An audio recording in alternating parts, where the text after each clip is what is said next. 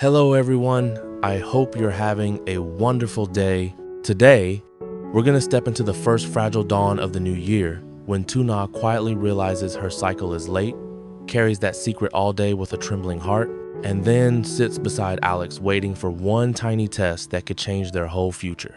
If you enjoy the story, don't forget to subscribe so you won't miss the next videos. The first dawn of the new year arrived quietly, slipping through the leaves and laying a soft golden veil across the farm. Dew still clung to the grass, and the fields beyond the porch looked untouched, as if the world had decided to begin again without noise. Tuna stood motionless on the weathered wooden porch with a thin sweater wrapped around her shoulders, her eyes fixed on the wide green distance ahead. The morning air was cool and clean. It carried the scent of damp earth, fresh greenery, and the faint sweetness of things beginning again. She drew in a slow breath, but it did nothing to calm the strange current moving through her. Without thinking, her hand drifted to her abdomen and rested there, light and instinctive.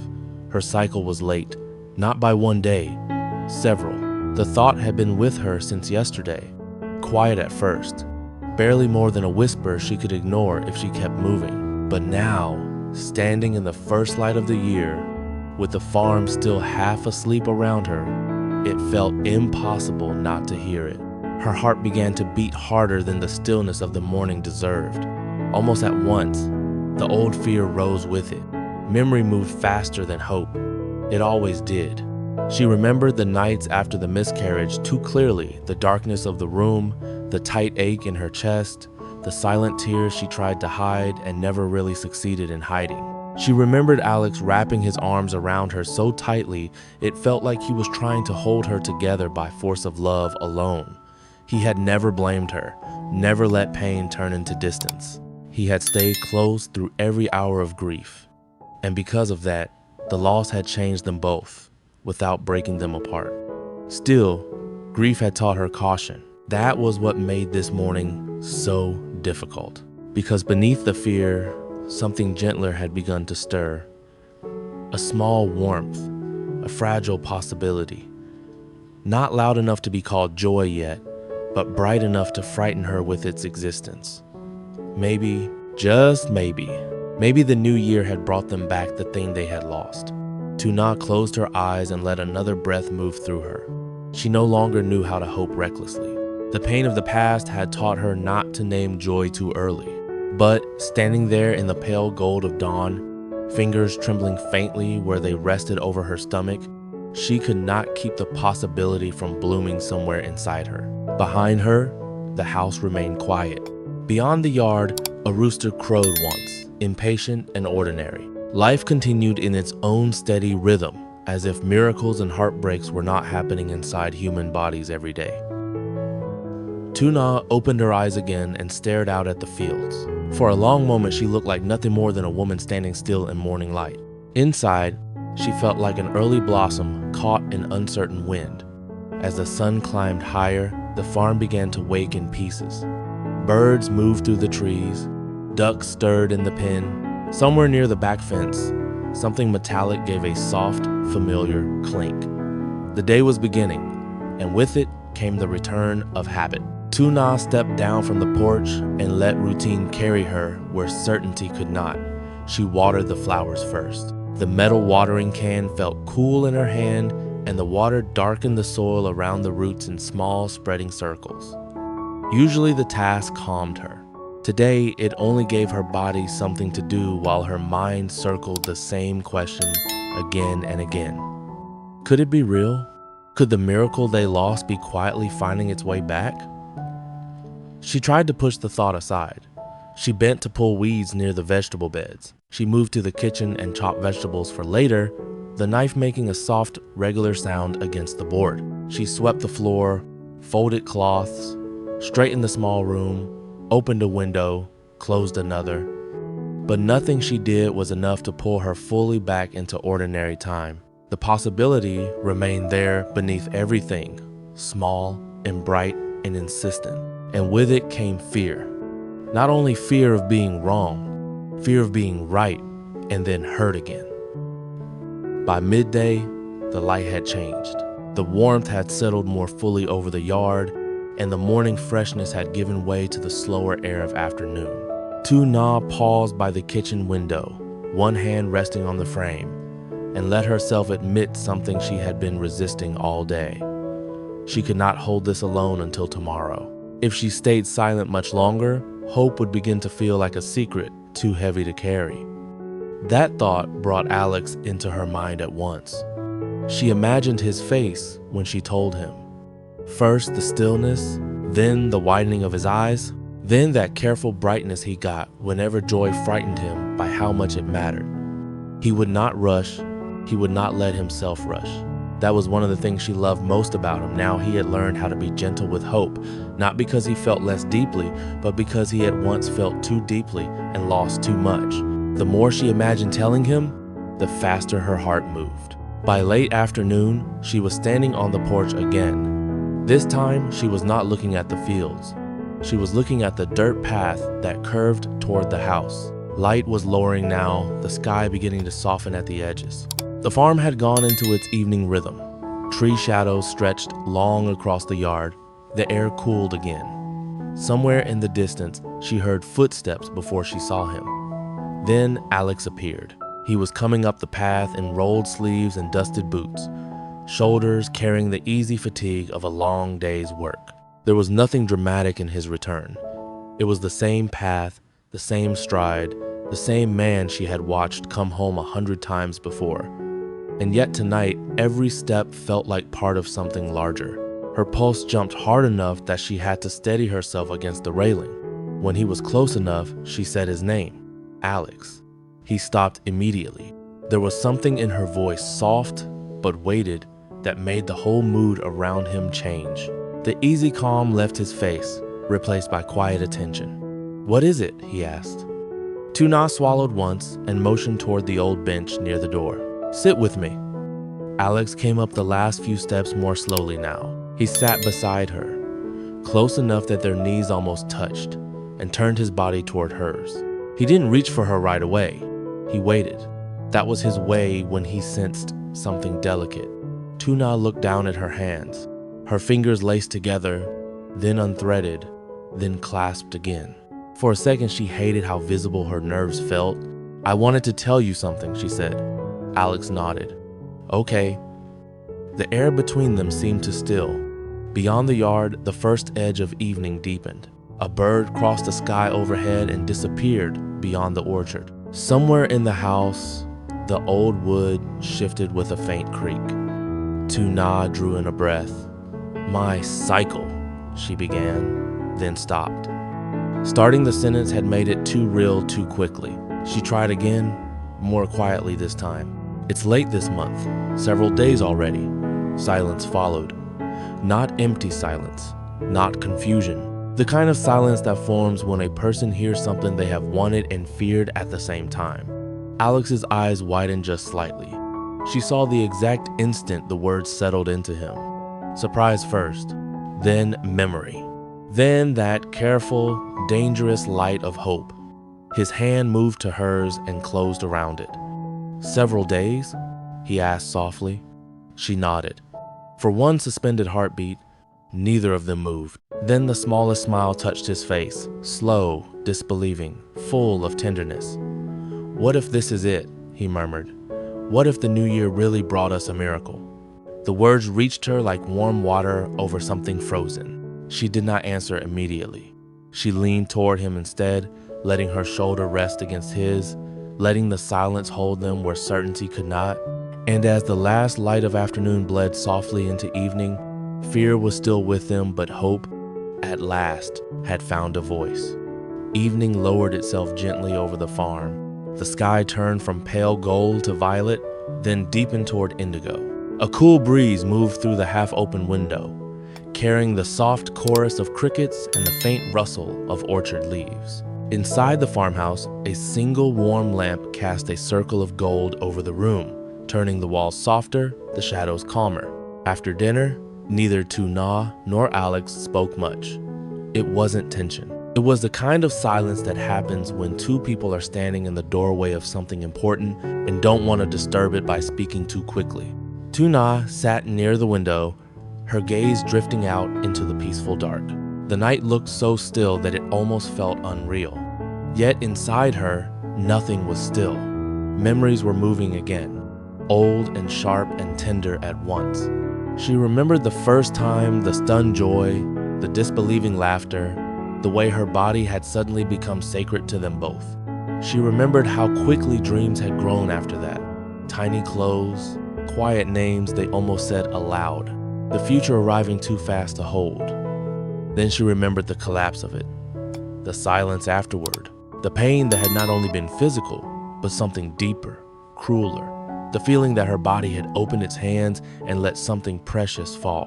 For a long time after, she had not trusted hope. She had lived beside it like a stranger, careful not to let it come too close. She had learned how grief could turn the brightest news into the sharpest fear. Tonight, though, something was different. Alex crossed the room quietly and sat behind her.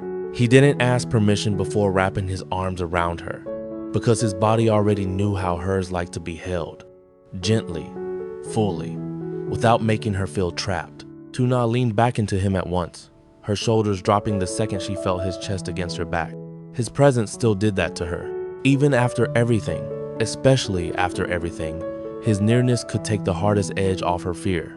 For a few moments, neither of them said anything. The only sounds were the crickets outside, the whisper of leaves, the slow rhythm of their breathing beginning to match. Then, carefully, Alex moved one hand and rested it over her stomach. The gesture was simple, quiet, reverent. It wasn't ownership, it wasn't certainty, it was recognition. A greeting offered to a possibility so fragile, neither of them dared name it too boldly. Tuna covered his hand with hers. "Do you remember?" Alex whispered. His voice was low, warm, almost smiling, even through the ache inside it. "The first time?" Tuna nodded against him. "You were so nervous," she said softly. "You read the instructions 3 times. A small laugh escaped him. "I didn't want to believe it until I was sure. You were afraid to be happy too soon. I was afraid to breathe wrong and ruin the moment." That drew the faintest smile from her. For the first time that evening, the memory of the first pregnancy did not arrive only as pain. It came carrying tenderness too, the memory of who they had been before sorrow changed them and who they had become because of it. Alex's hand stayed where it was, warm and steady over hers. Tuna could feel the slight tremor in his fingers, not panic, not weakness, just the physical evidence of how much he cared. He was trying to be calm for her, trying to give her something stable to lean against. But she knew him too well not to feel how hope was moving through him too. For a while, they let the silence speak. The room glowed softly around them. Outside, the night deepened. Somewhere near the edge of the yard, a dog barked once and fell quiet again. Then Alex spoke, slowly, carefully, as if each word mattered too much to place carelessly. "If this is real this time, we take it slow." Tuna's fingers tightened over his. "No pressure," he continued. "No rushing ahead.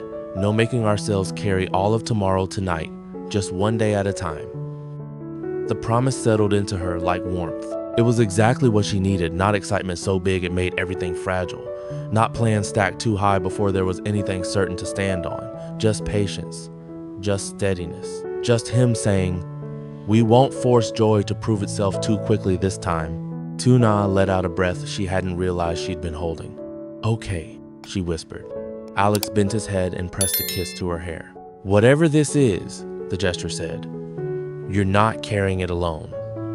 That was the true miracle of the moment.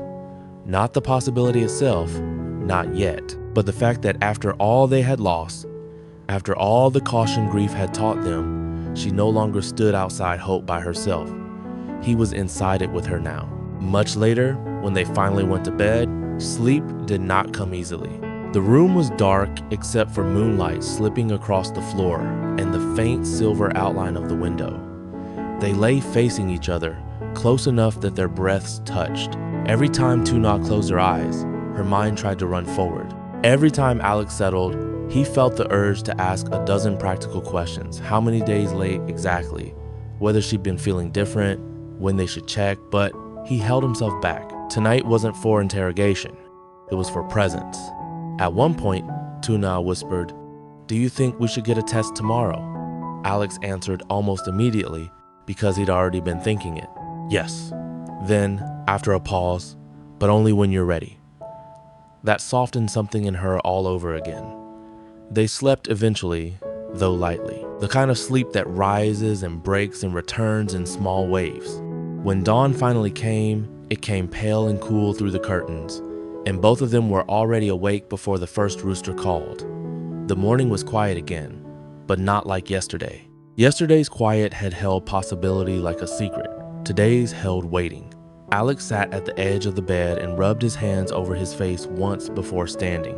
"I'll go after breakfast," he said. Tuna nodded. Neither of them ate much. He made tea. She tore bread into small pieces she barely touched. Their conversation stayed practical on the surface, but every sentence had another one hidden beneath it. "Do you want more tea? Are you all right? Should I go now? Are we really doing this?" Afterward, Alex took his keys from the hook by the door. "Anything else?" he asked. Tuna almost said no. Then she looked at him and said, "Don't panic in the store." He blinked. "You say that like I panic in stores." "You do?" "I do not." "You absolutely do." That made him smile, and the smile helped more than either of them expected. The road into town was nearly empty. Jackdaws rose from the roadside trees as he drove past. Alex kept glancing at the passenger seat, already imagining the tiny paper box that would soon sit there. It felt absurd, in a way that something so small could hold so much weight. At the pharmacy, he stood longer than necessary in front of the tests, comparing boxes that all seemed to promise certainty in the same neat printed language. He read one twice, then chose the brand the pharmacist recommended and carried it out in a small paper bag. Back home, Tuna was already waiting near the door, though she had promised herself she wouldn't hover. When she saw the bag in his hand, her face changed, not dramatically, but enough. Alex lifted it slightly. Mission accomplished. She almost laughed. Inside, she took the bag from him and held it for a second before opening it. The room felt too small suddenly, too bright, too full of breath. "Do you want me here?" Alex asked. Tuna nodded. "Yes, but not too close. I'll wait outside."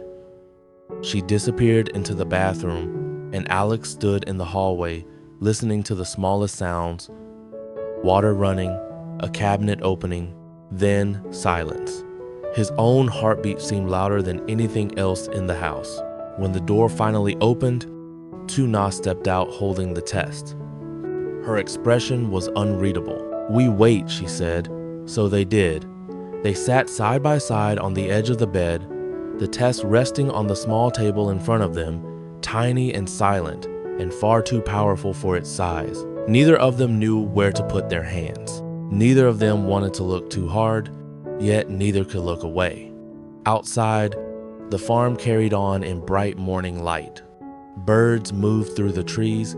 Somewhere in the yard, a chicken fluttered and settled. Inside, everything had narrowed to that one still object between them. Tuna reached for Alex's hand.